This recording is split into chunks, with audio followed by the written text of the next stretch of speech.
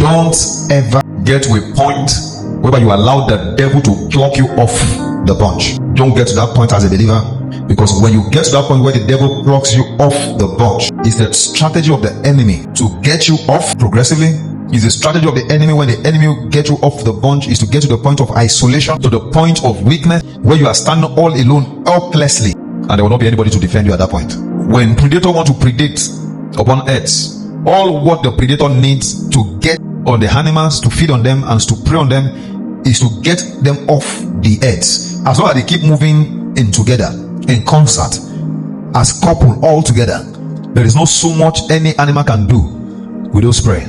There is nothing any predator can do to those prey. But when you deviate off the earth, when you deviate off the bunch, the enemy can isolate you and feed on you.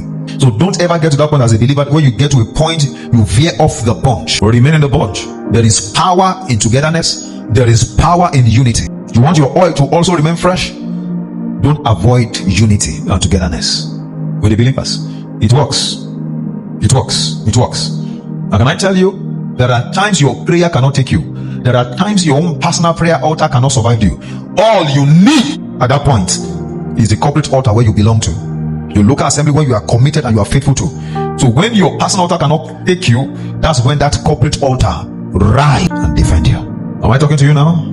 So don't ever get to that point where you go off the bunch. In togetherness there is power. In togetherness there is unity. In togetherness there is progress. In togetherness there is fire. Don't ever let the enemy get you angry. You go out of the bunch. The bunch can be your local assembly. The bunch can be the gathering of the believers that you belong to. The Bible says you should not do away from the gathering of the believers. No matter what, don't ever get out of the bunch. Maintain the bond, and there is preservation in the bond. Going alone all by yourself, you'll be isolated, you'll become helpless, and the predator can easily feed on you. There are people who have left the church on the account of anger.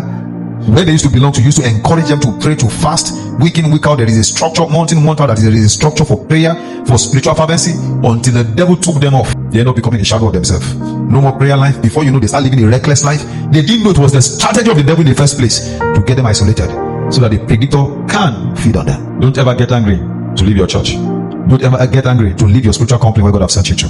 Don't ever. It's my counsel to you, and it will help you in the name of Jesus.